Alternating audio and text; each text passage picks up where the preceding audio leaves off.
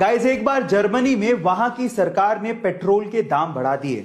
अब इस चीज का विरोध करने के लिए वहां के लोगों ने जो तरीका आजमाया वो बहुत ही निराला था, जिसे देखने के बाद वहां की सरकार को भी झुकना पड़ा। वो क्या था, मैं आपको बताता हूं। एक्चुअली जैसे ही पेट्रोल के दाम बढ़ाए गए उसके 1 घंटे के अंदर वहां के लोग अपनी कारों को लेकर सड़क पर आए और उसके बाद सड़क पर ही अपनी कारों को छोड़कर चले गए। जी हां गाइस, 10 लाख कारों को सड़क पर देखकर सरकार सत्ते में आ गई और फिर से उन्होंने पेट्रोल के दाम घटा दिए। गाइस, विरोध करना जायज है, सही है, लेकिन उसका तरीका सही होना, इफेक्टिव होना और शांति प्रिय होना बहुत ज्यादा जरूरी है। गाइस, बड़े दिल वाला किसे कहते हैं, या आज मैं आपको एक रियल इंसिडेंट से बताना चाहता हूं। एक्चुअली हुआ कुछ यूं कि एक छोटा सा बच्चा था जिसके पास खुद की एक साइकिल थी, लेकिन प्रॉब्लम साइकिल के साथ ये थी कि उसमें ब्रेक अच्छे से नहीं लगता था। अब वो साइकिल के साथ जा रहा था, सामने से कार आई, ब्रेक अच्छे से लगा नहीं, वो साइकिल सीधे कार में ठुक गई। अंकल बाहर आए, उन्होंने देखा कि कार में डेंट पड़ गया। अब वो चाहते तो बच्चे पे चिल्ला सकते थे, गुस्सा कर सकते थे, लेकिन उन्होंने उस बच्चे को कुछ भी नहीं कहा। इनफैक्ट उस बच्चे को उन्होंने एक साइकिल भी गिफ्ट की। ओह माय गॉड गाइस, वो साइकिल पाके वो छोटा सा बच्चा भावुक हो गया था। इस इंसिडेंट से आपको मैं सिर्फ इतना कहना चाहता हूं कि कभी कभी बेवजह कुछ अच्छा करके देखिए, आपके दिल को बहुत ही सुकून महसूस होगा। गाइस, भगवान ने ना इंसान नामक एक बहुत ही गजब की मशीन बनाई है। कैसे? एक छोटा सा एग्जांपल देता हूं। क्या आपको पता है कि जब आपको उल्टी आने वाली होती है तो उससे 30 से 35 सेकंड पहले आपका पूरा का पूरा मुंह लार से भर जाता है? कभी गौर करके देखना। पर सवाल ये कि ऐसा होता क्यों है? तो देखो, मैं आपको बताता हूं। आपकी जो लार होती है ना, वो क्षारीय यानी बेसिक नेचर की होती है, और जब आपको उल्टी आने वाली होती है तो उल्टी के साथ साथ पेट से खतरनाक एसिड भी मुंह में आने वाला होता है। तो उस एसिड को न्यूट्रलाइज करने के लिए और आपके मुंह को बचाने के लिए वो लार पैदा होती है। और उसके अलावा लार 30 से 35 सेकंड पहले पैदा होती है, वो आपको इंडिकेट भी करती है कि आपको उल्टी आ सकती है ना? Amazing fact. गाइस, इस फोटो को ध्यान से देखिए, ये अब तक की किसी भी कैमरे के द्वारा ली गई सबसे साफ फोटो है।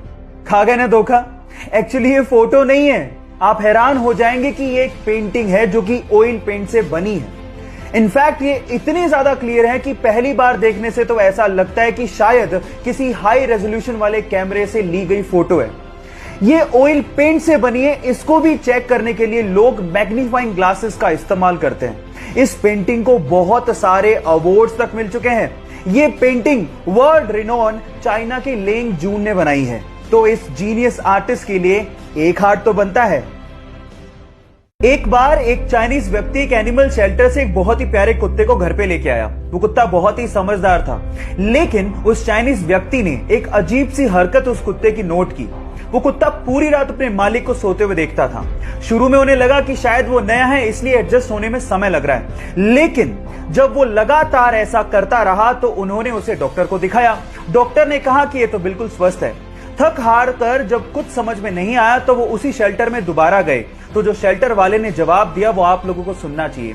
शेल्टर वाले ने कहा कि जब ये सो रहा था तब उसका पुराना मालिक उसे उठाकर यहां शेल्टर में छोड़ के चला गया।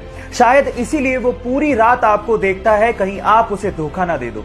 गाइस, ये बेजुबान जानवर भी फीलिंग्स रखते हैं, इनमें भी संवेदनाएं होती हैं, इनका भी ध्यान हमें रखना चाहिए।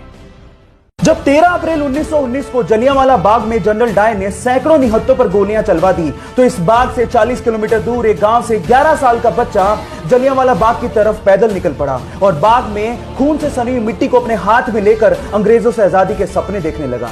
ये मिट्टी लेकर जब वो घर पहुंचा तो उसने पिताजी को कहा कि पिताजी आप कहां जा रहे हैं? तो पिताजी ने जवाब दिया कि मैं आम की गुठलियां बोऊंगा, जिससे पेड़ लगेगा और बहुत सारे आम मिलेंगे। तो जानते हो उस बच्चे ने क्या कहा? उस 11 साल के बच्चे ने कहा कि मैं भी इस खेत में बंदूक बोना चाहता हूं, जिससे मुझे बहुत सारी बंदूकें मिलें और मैं अपने देश को आजादी दिला सकूं।